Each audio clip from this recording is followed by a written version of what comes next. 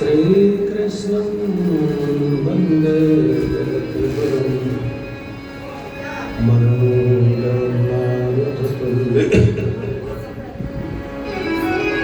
जितेन्द्रियं बुद्धिमतां वरिष्ठं वातात्मजं वानरयुक्तमुख्यं श्रीरामदूतं शरणं प्रपद्ये। भगति भक्त भगवान के चतुर नाम बतु इनके पद वंदन के नासहि विघ्न तन पवित्र सेवा की धन पवित्र किया मन पवित्र हरिनाम से त्रिविध हो कल्याण। श्री राम नाम मणि दीप धरि जी हृदय द्वार तुलसी भीतर बाबर जो चाहे शिव जिया। सदा सदा के साथी मेरे तेरी जय जयकार करूं। हर पल तेरा नाम सुन के जीवन का उद्धार करूं। चोरी निंदा करूं न भगवान जो तू दे स्वीकार करो। मन में राखूं दया भावना और क्षमा का श्रृंगार करूं। हर पल तेरा नाम सुमन के जीवन का उद्धार करूं। बोलिए शंकर भगवान की जय। साचे दरबार की जय। राजा रामचंद्र भगवान की जय। राधा कृष्ण भगवान की जय। जगन्नाथ महाराज की जय। पवन सुत हनुमान की जय। शिव महापुराण की जय। भगवान की जय। सब संतन की जय। सब भक्तन की जय। नमः पार्वती पतये हर हर हर महादेव शंभो। परम पिता परमेश्वर महेश्वर भगवान भोलेनाथ की कृपा से शिव महापुराण कथा ज्ञान यज्ञ के एक दिवसीय यज्ञ में आज हम सब अष्टम दिवस दरबार में उपस्थित हमारे सभी भाई ब्राह्मण साथी कलाकार कथा के अनुनय प्रेमी आदरणीय सुमित गुप्ता जी, आप सभी श्रद्धा में माता है प्रभु प्रेमी सज्जन, आइए नित्य की तरह ही हम सब भगवान के परम पावन स्वरूप का चिंतन करते हुए रुद्राष्टकम से प्रारंभ करेंगे। और आज की कथा भी बहुत प्यारी है। प्रयास किया जाएगा तो हम सब आनंद लें। आइए रुद्राक्ष करें। नमामि समीशा निर्वाण रूपम विभुं व्यापकं ब्रह्म वेद स्वरूपम।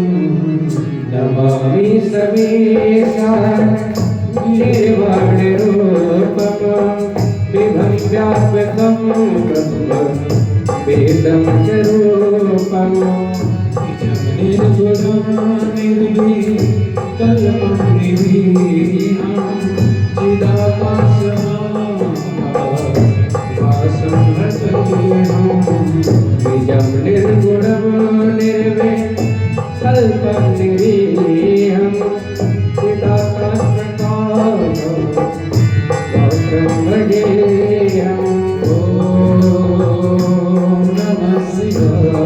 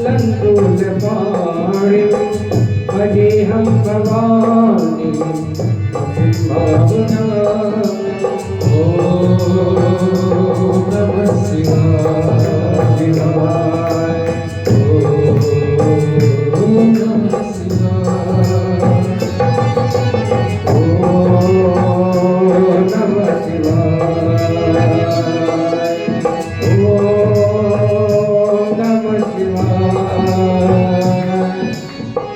कलातीत कल्याण कल्पांतकारी सदा सज्जनानंद दाता पुरारी कलातीत कल्याण कल्पांतकारी सदा सच्चिदानंद दाता पुरारी कलातीत कल्याण कल्पांतकारी सदा सज्जनानंद दाता पुरारी कलातीत कल्याण कल्पांतकारी सदा सच्चिदानंद दाता पुरारी चिदानंद संदोह मोहभरारी प्रसीद प्रभु प्रभु ममतारी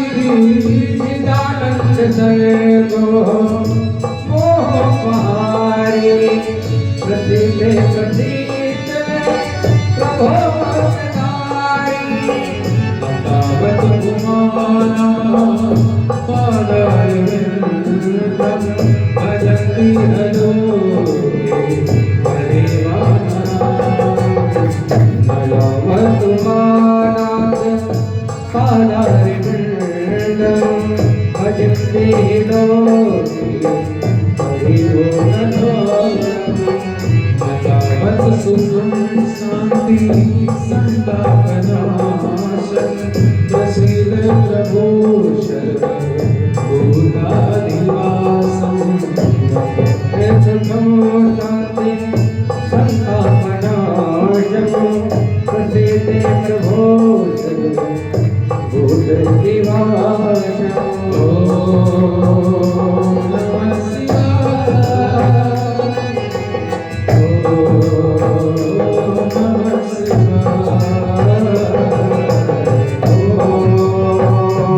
नमः शिवाय नमः शिवाय न जानामि योगं जपं देव पूजा न तोऽहं सदा सर्वदा सम्भुतोऽभ्यं न जानम योगम जपम देव पूजा ततो हम सदा सर्वदा तोभ्यम जरा जन्म दुःखो गजाता जमानं प्रभु पाह्यामं नमामि संगो जरा जन्म भोगान कातं समानं प्रभो पाह्यामं नमामि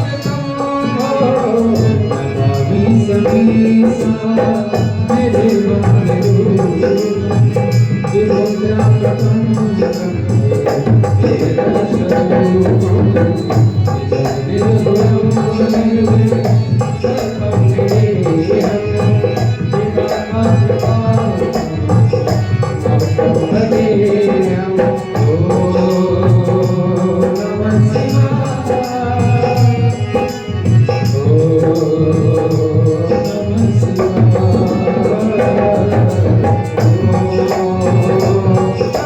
शिवाय नमः शिवाय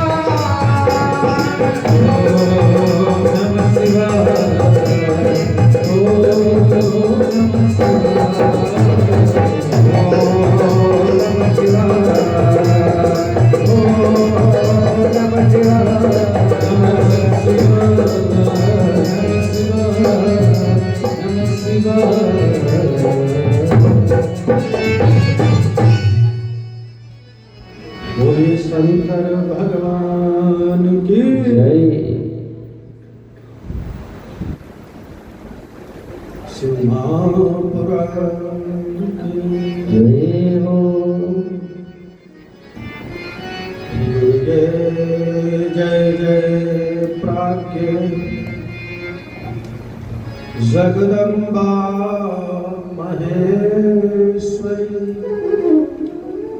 सत्यव्रते सत्यपरे त्रिसत्ये सत्यरूपणी। श्री ब्रह्मा जी कहते हैं कि हे नारद, भगवती प्रकृति माता पार्वती बसंत ऋतु श्रेष्ठ महीना चैत्र मास नवमी तिथि तथा मृगीश्रा नक्षत्र में आधी रात के समय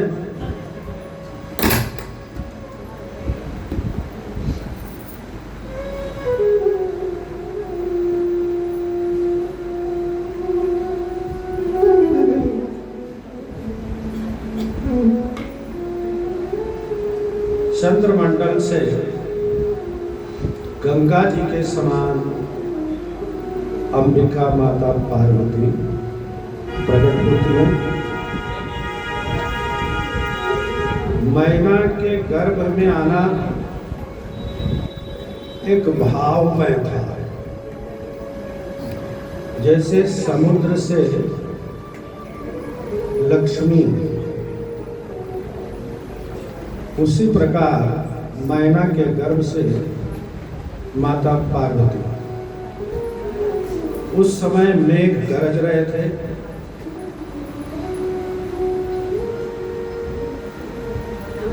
वर्षा हो रही थी, मंद मंद हवा चल रही थी और पुष्पों की वर्षा होने लगी। हिमालय मैना के महल में आनंद छा गया और जननी है दुर्गे मैया, महल में बाजे बधैया। जननी है दुर्गे मैया, महल में है दुर्गे मैया बाजे बधैया बाजे बधैया बाजे बधैया बाजे बधैया बाजे बधैया जन्मी है दुर्गे मैया जन्मी है दुर्गे मैया बाजे बधैया निर्मल में हर्षित भारी निर्मल में हर्षित भारी मैना लेती बधैया बाजे बधैया मैं डालती बधैया बाजे बधैया जन्मी है दुर्गे मैया बाजे बधैया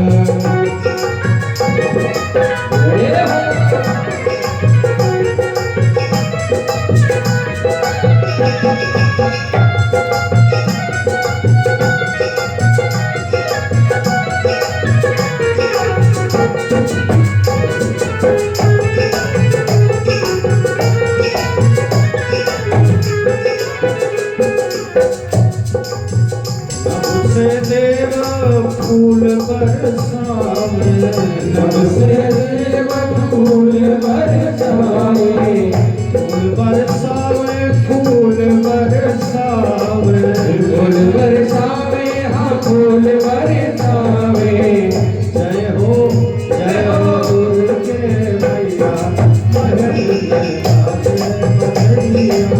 जय हो दुर्गे मैया बाजे बधैया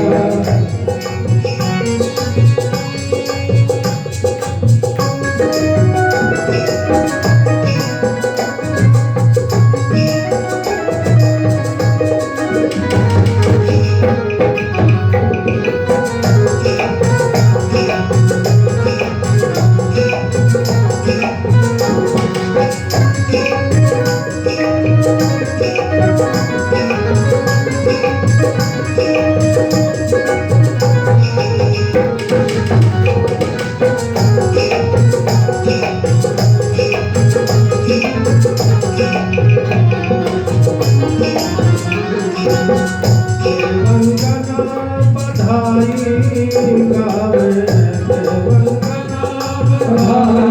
गावे बधाई गावे बधाइया गावे बधाई गावे बधैया गावे जय जग जननी मैया जय जग जननी मैया बाजे बधैया नगर गाँव में आनंद छाए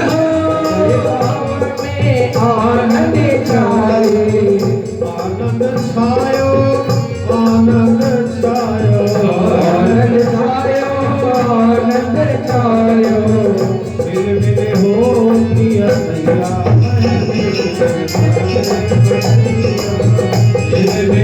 अनैया आगे बढ़ैया जन्मी है दुर्गे मैया जन्मी है दुर्गे मैया बाजे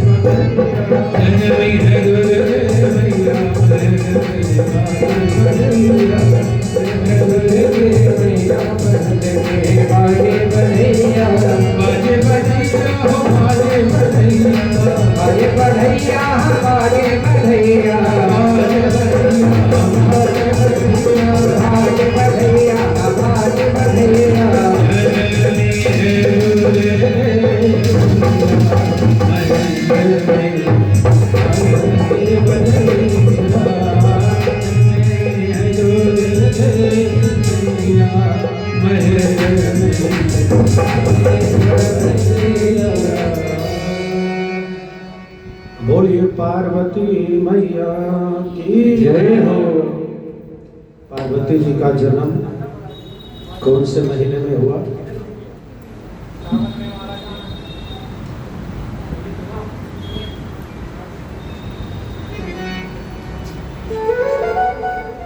चैत्र के पावन, जिसको मधुमास कहा जाता है, नवमी तिथि, क्योंकि पूर्ण परमेश्वर या तो राम का जन्म नवमी को हुआ है या फिर माता। आधी रात को 12 बजे देवता लोग जगदम्बा महादेवी सर्वकार्य विधायिनी देवकारी कर्तरी त्वाम ही सदास्त्वा नमामि। देवताओं ने माता भगवती को नमन किया, साथ में निवेदन किया कि आप भगवान भोलेनाथ का मनोरथ सिद्ध करें। ऐसे विनम्र वचनों से नमन करके देवता लोग अपने अपने स्थान चले गए। मैना कहने लगी कि हे देवी, अब आप कन्या के रूप में परिणित हो जाए, क्योंकि मैना के समकक्ष माता पार्वती जी असली स्वरूप जो अष्टभुजा धारिणी है, और मुझे बाल लीलाओं का आनंद दिया। भगवती कहने लगे कि पूर्व काल में मैंने तुम्हारी तपस्या से प्रसन्न होकर तुम्हारी कन्या होने का वरदान दिया था। अब समय आने पर मैं तुम्हारी कन्या हुई हूं। मैना से ऐसा कहकर देवी ने अलौकिक गति का आश्रय लेकर कन्या के रूप में प्रकट होकर रोदन करने लगी। कन्या का रुदन सुनकर महल के दास दासी सेविकाएं सब प्रसन्न हो गए। महाराज हिमांचल को समाचार दिया। हिमालय ने प्रसन्न होकर बड़े बड़े दान दिए, ब्राह्मणों याचकों को दान मान से सम्मान किया। अनेकों प्रकार के बाजे बजने लगे, मंगल गान होने लगा, बहुत उत्सव हुआ। याचकों को मन चाहा दान दिया, पितरों को और जिसने जो मांगा हिमालय ने सब दिया। नामकरण हुआ।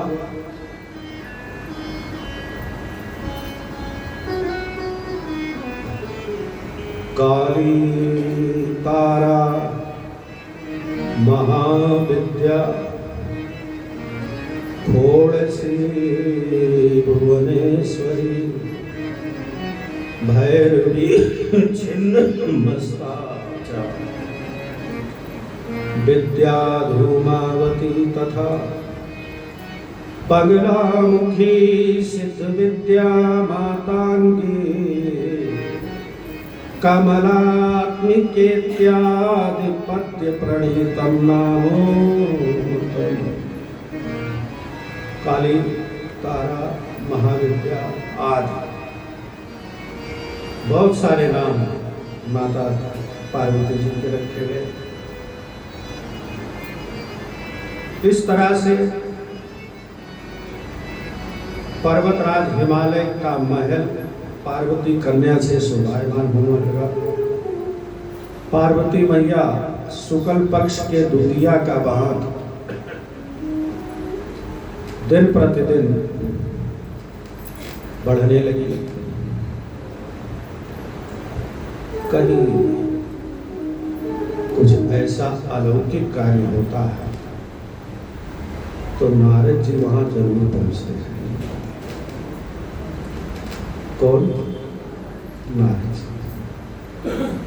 नारद जी हिमालय के यहाँ पहुंचे।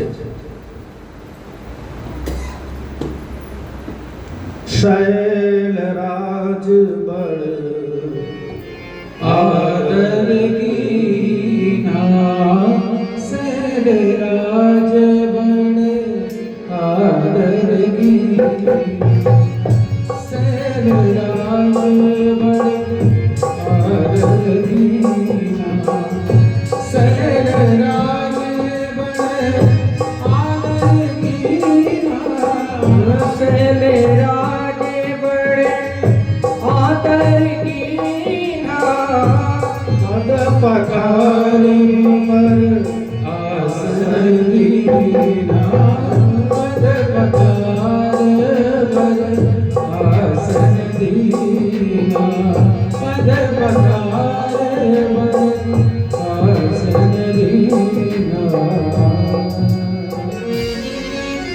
शैलराज हिमालय ने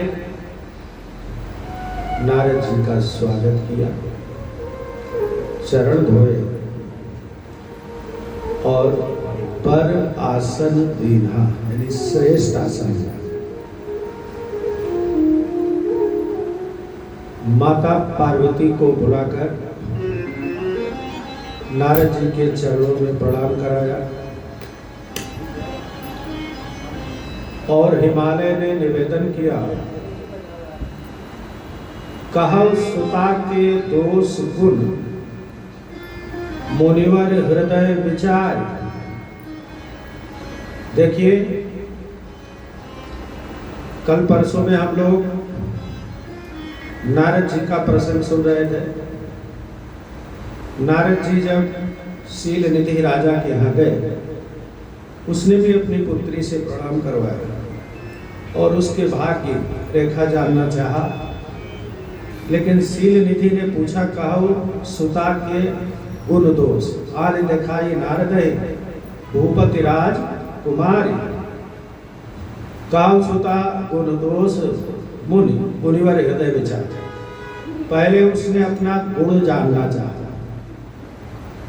क्या गुण? और यह हिमालय पहले अपनी पुत्री का अवगुण जानना चाहता। यही सज्जन और असज्जन का परिभाषा है। सज्जन लोग हमेशा अपने अवगुणों को जानना चाहते हैं। हमें हमारा अवगुण पता लग जाए तो हम उससे बच सकते हैं, उसे दूर किया जा सकता है। आन देखाई नारद भूपति राज को। लेकिन यहाँ हिमालय जी महाराज प्रार्थना किया नारद जी से, तुम त्रिकाल दर्शी मुनिनाथा, आप त्रिकालदर्शी हैं। मेरे पुत्री के दोष कहो सुता, दोष गुण मुनिवर हृदय विचार। मेरे पुत्री के दोष को बताओ और गुण हो वो भी बताइए। श्री नारद जी महाराज ने हस्तरेखा देखना शुरू किया। अब एक तो ये कि बहुत पहले से ही ज्योतिष विद्या थी।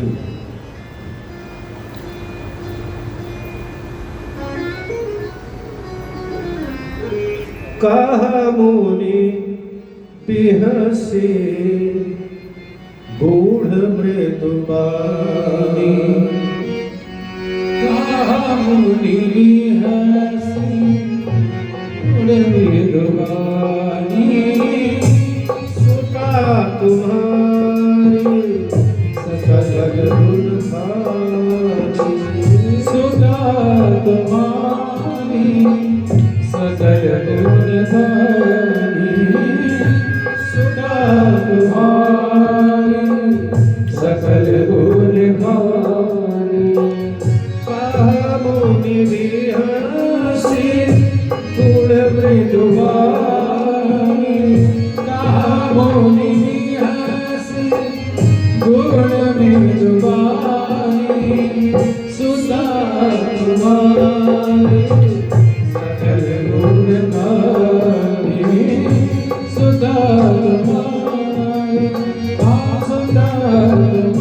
तुम्हारी, सुता तुम्हारी सकल गुण खानी। कहा मुनि बिहस। नारद जी हंसे, बड़ी जोर से हंसे और मृदु वाणी में बोले, तुम्हारी पुत्री सकल गुणों की खान है। खान का मतलब उत्पन्न करना, गुणों को उत्पन्न करना। और सुंदर सहज सुशील सयानी। ये पार्वती जी के स्वभाव का वर्णन है। पहले किसका वर्णन किया? पार्वती जी के प्रभाव का वर्णन किया। सुता तुम्हारे सकल गुण, अब पार्वती जी के स्वभाव का वर्णन करते हैं। सुंदर, सहज, सुशील, सयानी। सुंदर है। अच्छा, जो ज्यादा सुंदर होता है वो सरल नहीं होता, ये स्वाभाविक है। जो ज्यादा सुंदर होगा वो सरल नहीं होगा, उसके अंदर कुछ न कुछ सुंदरता का अकड़ जरूर होगा।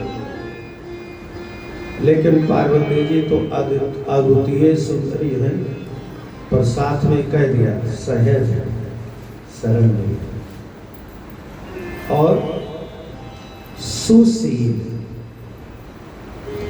शीलवान भी है। शील शब्द बड़ा सारगर्भित है। स्वभाव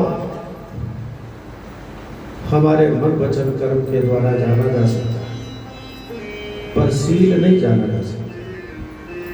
शील यह है जो सामने वाले का ध्यान रखे।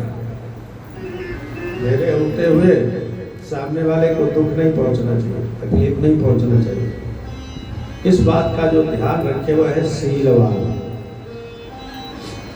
तो पार्वती जी सुशील, शीलवान ही नहीं, सुशील, बहुत दयालु।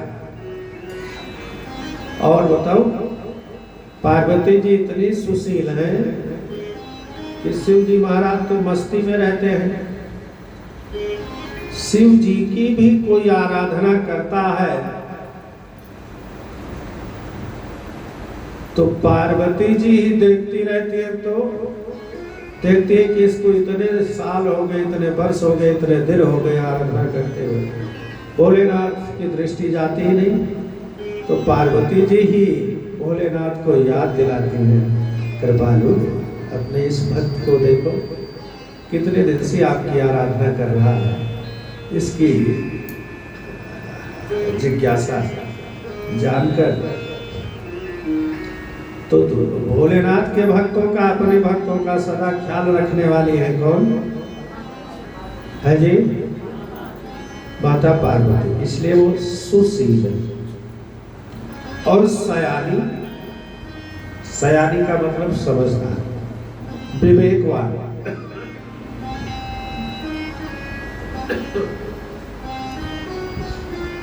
सुंदर सहज सुशील सयानी, सुंदर सहज सुशील सयानी, श्याम उमाया दिव्या भवानी, श्याम उमाया दिव्या भवानी, श्याम उमाया दिव्या भवानी। सुंदर सहज सुशील सयानी, सुंदर सहज सुशील सयानी, नाम तुम्हारा विकार भवानी, नाम उमा विकार भवानी। सब लक्षण संपन्न तुम्हारी, कमल कुमारी,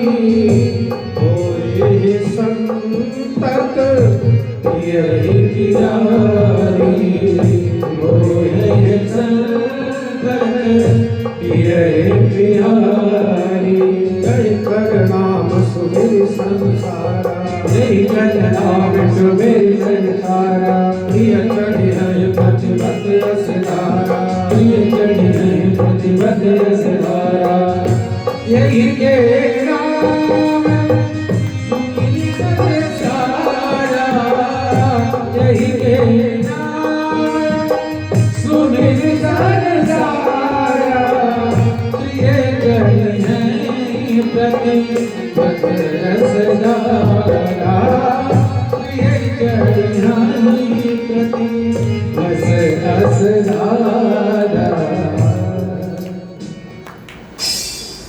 नाम उमा, अंबिका, भवानी। नारद जी ने 3 नाम बताए।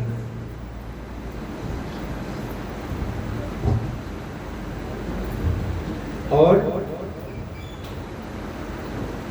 आपकी पुत्री अलौकिक लक्षणों वाली है, यानी लोक में किसी स्त्री के ऐसे लक्षण नहीं है। आपकी पुत्री अपने पति की प्यारी बनेगी। देखो, पति की पत्नी बनना सहज है,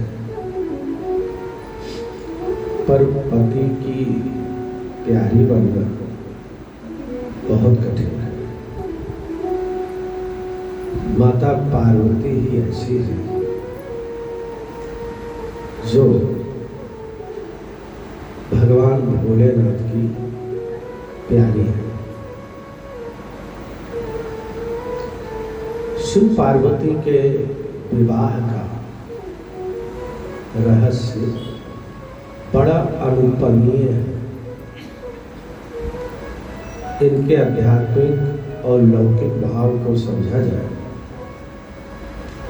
तो ऐसा विवाह कहीं हुआ ही नहीं। न पहले कभी हुआ था, न बाद में कभी होगा। अच्छा, वो ये है संतत पिय प्यारी। अब नारद जी कहते हैं कि सुनो,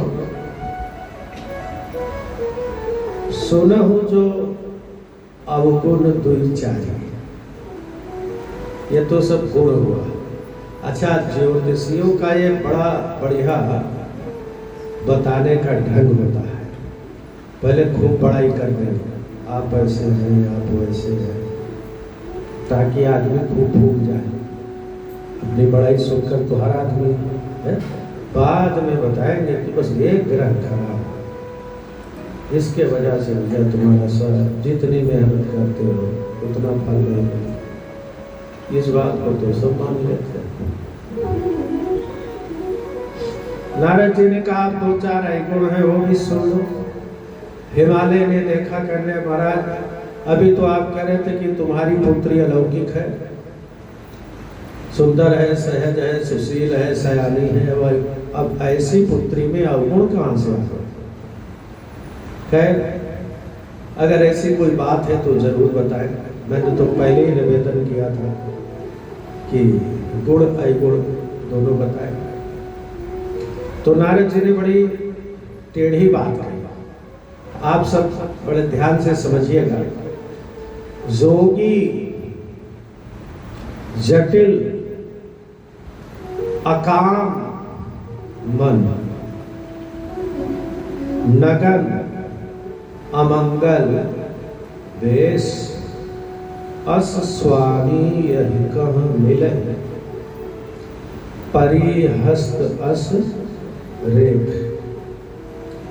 जोगी 1, जटिल 2, अकाम 3, नगन 4, अमंगल 5।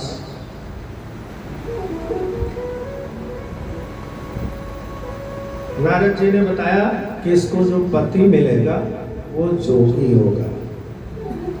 क्या क्या होगा? अच्छा, आप जानते हैं संसार में हर माँ बाप के पुत्र या पुत्री नेता बन जाए, अभिनेता बन जाए, है नहीं? दुनिया भर में प्रदर्शन करे, कुछ भी बन जाए, चोर बन जाए, बदमाश बन जाए, जेल में बंद हो जाए, सब मंजूर है। लेकिन कोई माँ बाप ये नहीं चाहता कि मेरी संतान साधु बन जाए, मेरी संतान ऐसा कि नहीं। इसलिए नारद जी ने कहा ये अवगुण है। इसको पति तो मिलेगा, लेकिन पति योगी होगा। क्या होगा? अच्छा, तो योगी पति को प्राप्त करके कौन सा सुख कमा लेगा? और तो और बोले जटिल। जटिल के कई अर्थ होते हैं। जटिल मीन्स जटा वाला, और जटिल मीन्स बड़ा मजबूत। योगी जटिल। और सबसे बड़ी बात अकाम मन, जिसके मन में कोई कामना ही नहीं, जिसके मन में कोई कामना ही नहीं, अकाम मन। और बोले नंगा, कपड़ा भी नहीं पहने, अमंगल भेष। चिता का भस्म लगाएगा तो अमंगल रहेगा।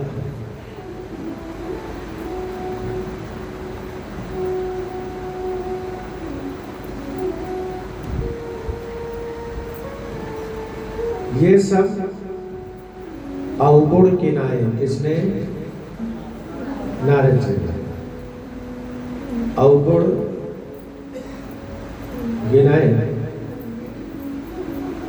अब इसको आध्यात्मिक दृष्टि से देखा जाए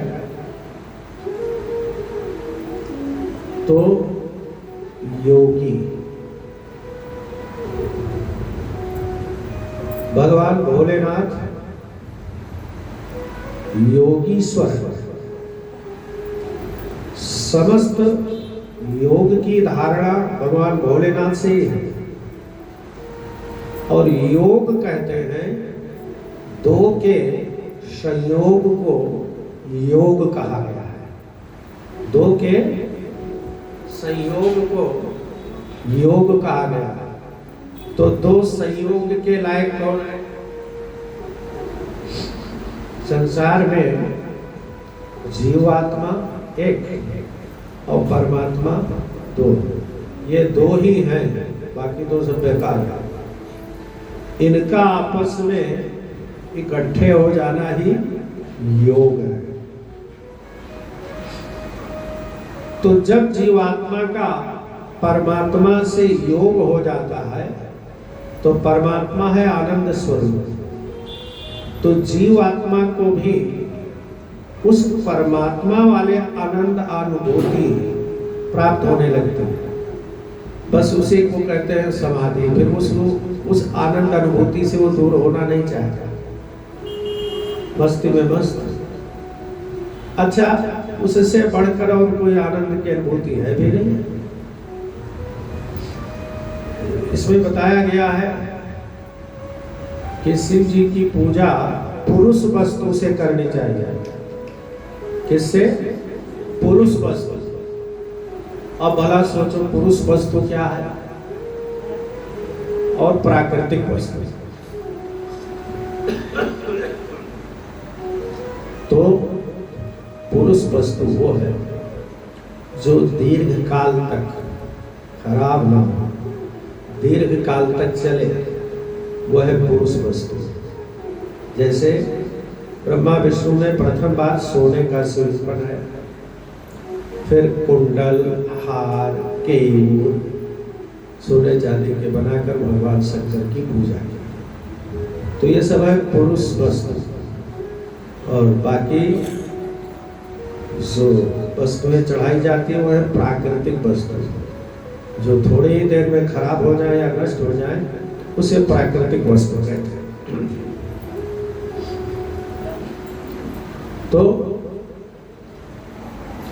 सबसे बड़ी बात कि संसार में लोग कहा गया है, जाना तूने जननी जनक पिता जाना, धन जाना कोश जाना, राजा राम के संपत्ति का जो खजाना है, सब कुछ जाना तूने कुछ भी नहीं जाना यदि उसे नहीं जाना जिसके पास तुझको जाना है। संसार में जानना तो सिर्फ एक ही है, उसको जान लो बस।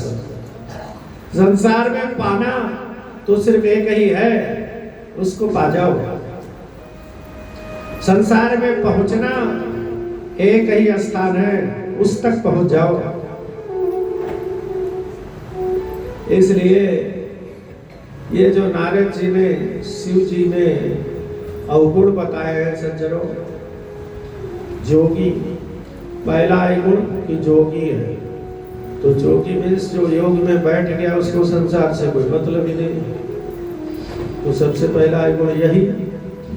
लेकिन शिव जी तो अपने सहज स्वरूप में स्थित होकर, समाधिस्थ होकर आनंद की अनुभूति करते हैं। इसलिए वह योगी है, और योगी ही नहीं, योगीश्वर। संसार में जितने लोग भी योगी बनते हैं सब महेश्वर की कृपा से। दूसरा एक और बताया जटिल। जटिल जटिल मीन्स जटा वाला।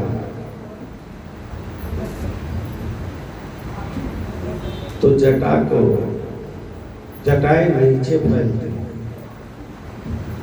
जटाएं नीचे फैलती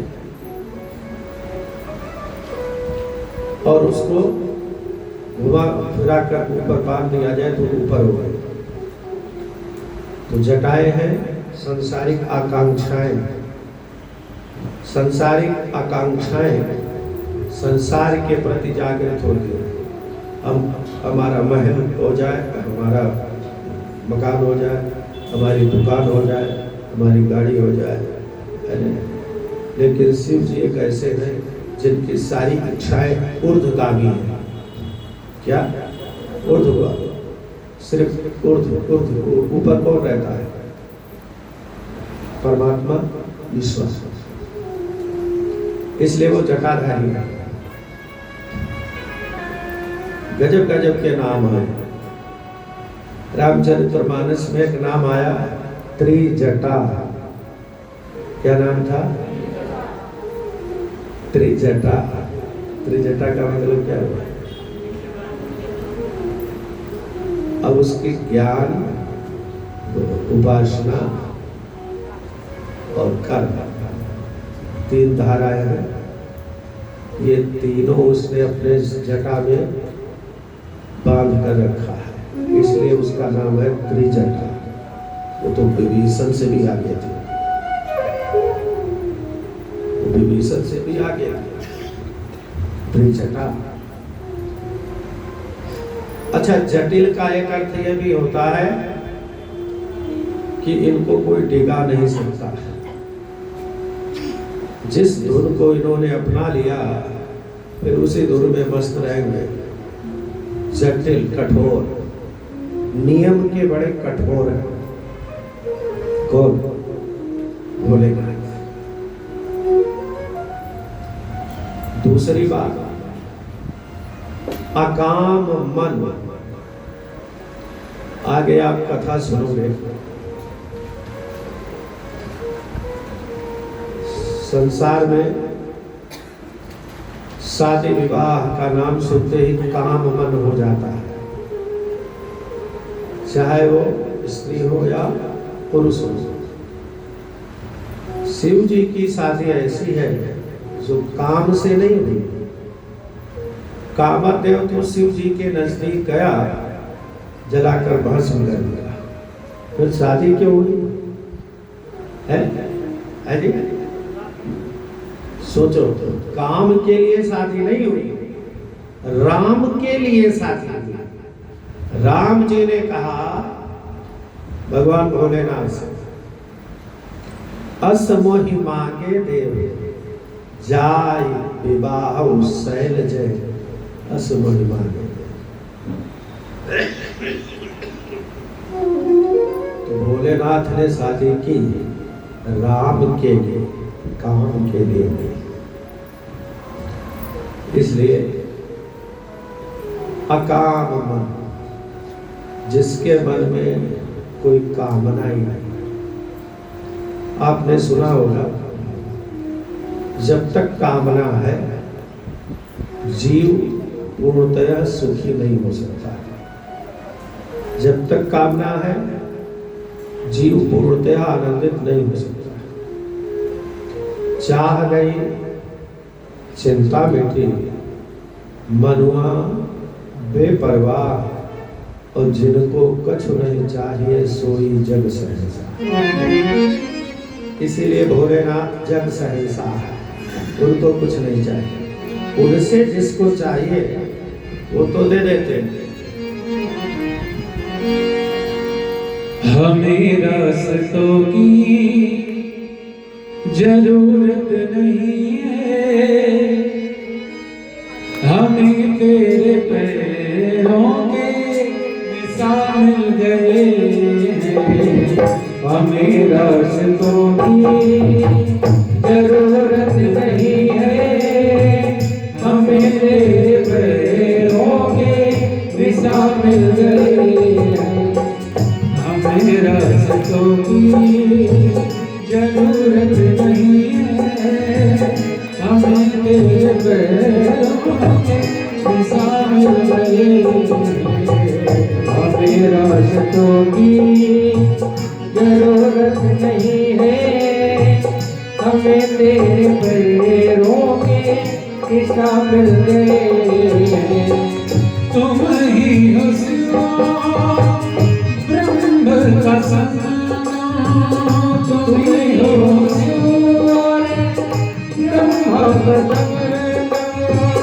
सब कुछ तुम्हारा, सब तुमको अर्पण, सब कुछ तुम्हारा, सब तुझको अर्पण। अब मेरा मैं तू, मुझ में ही तू है। अब मेरा मैं तो मुझ में ही तू है।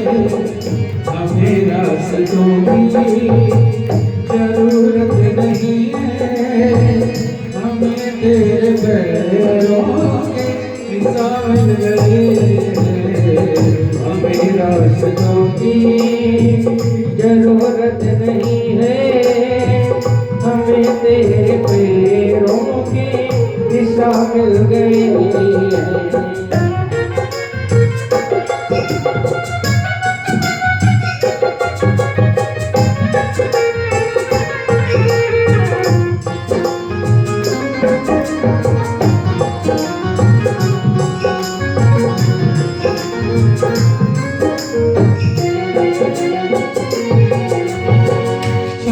दिल में जो गम का अंधेरा, छाए दिल में जो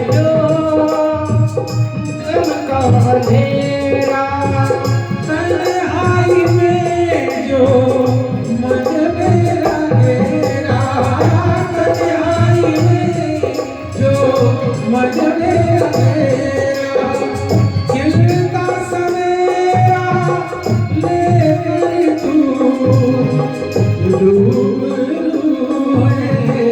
हमें रास्तों की जरूरत नहीं है, हमें तेरे पैरों के निशान मिल गए हैं। हमें रास्तों की जरूरत नहीं है, हमें तेरे पैरों के निशान मिल गए हैं। तेरे पैरों के निशान मिल गए हैं।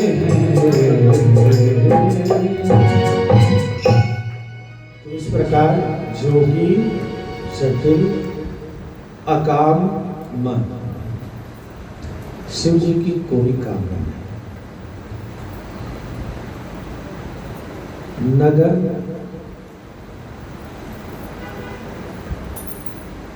आकाश ही जिसका वस्त्र है,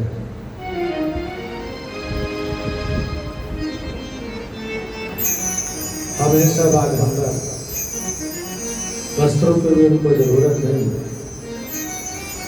अमंगल भेष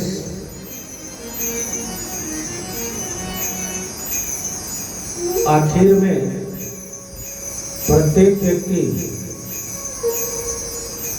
सबके शरीर शमशान में राख हो जाती है। क्या हो जाती है? संसार का सत्य यही है, चाहे जितना इसको संभाल लो, चाहे जितने पैसे ब्यूटी पार्लर में खर्च कर लो, अंत में क्या होगा, है नहीं? और उसके साथ अच्छा जिंदगी भर कथावाचक बड़े बूढ़े सज्जन लोग समझाते रहते हैं, भैया राम राम कहो, राम राम जपो, लेकिन हम अपनी सुंदर सौंदर्यता युवा जोश के आगे कभी राम राम, लेकिन क्या गजब के राम का नाम है, वो जबरदस्ती कहलवा देता है। अंतिम सत्य यही है कि तुम नहीं कहोगे तो तुम्हारे साथ चलने वाले कहने लग जाएंगे भैया राम राम, कहलवा लेते। क्या जबरदस्त है राम का नाम। अच्छा, शिव जी जानते हैं कि जगत सत्य है, 2 दिन का आखिर में होगी चला चली, आखिर में होगी चला चली। तो सोचते हैं कि कल शमशान की राख हो ही जाना है, तो आज से ही क्यों ना लगा के रखें। तो ये शमशान की राख लगाने का भी यही रहस्य है, कथा आप सब जानते हैं। शिव जी इसीलिए सबसे प्रिय उनको शमशान की राख। विष्णु भगवान को सबसे प्रिय तुलसी का पत्ता। षोडशोपचार पूजा कर लो, तुलसी का पत्ता भोग में न चढ़ाओ, सब बेकार है। ऐसे शिव जी मान भस्म न चढ़ाओ, सब बेकार। तो शिव जी महाराज हमेशा राख लपेटे रहते हैं। इसका एक आध्यात्मिक अर्थ ये भी होता है कि योगी है ना, तो योगी जब अपने कामनाओं को मार देते हैं, अच्छा कामना बुरी नहीं है, लेकिन कामना जब बढ़ बहुत जाती है वो बुरी हो जाती है। क्योंकि सच यह भी है, बगैर कामना के कोई व्यक्ति जिंदा भी नहीं रह सकता। कामना शून्य हो जाए तो कोई जी नहीं पाएगा। कहते तो सब है, कामना शून्य हो जाने पर जीवन का कोई उद्देश्य नहीं रह जाएगा। तो कोई मनस्वी होगा जो अपनी आत्मा को परमात्मा में विलीन करके विचरण करेगा, सब थोड़ी ऐसा कर पाएगा। तो इसलिए कामना की आवश्यकता भी है।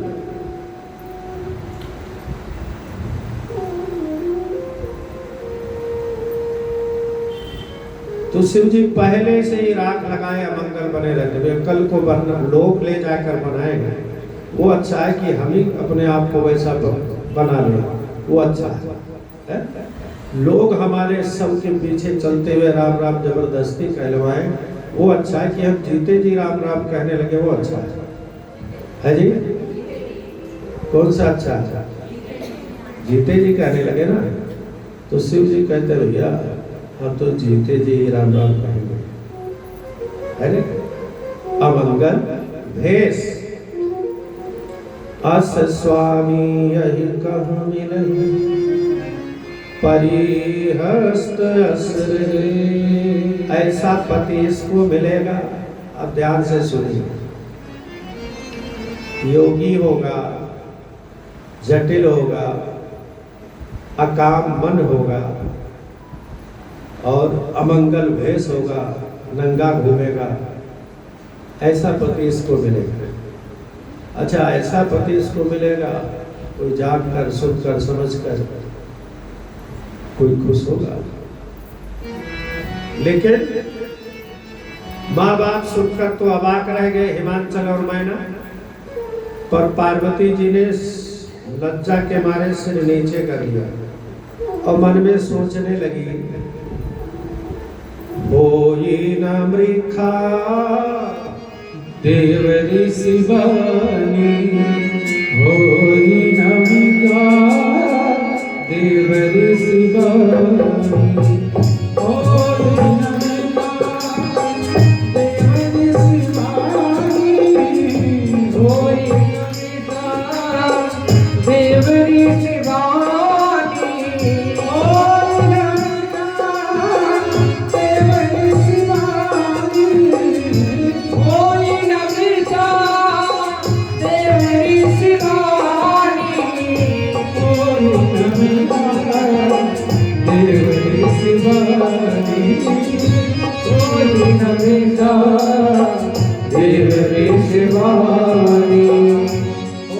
न पिता देव सिवा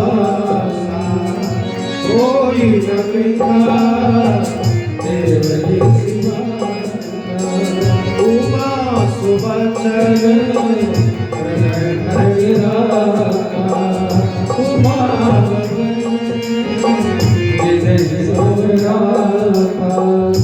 पार्वती जी ने मन में सोचा कि देवऋषि नारद कह रहे हैं तो इनकी बात झूठी नहीं हो सकती।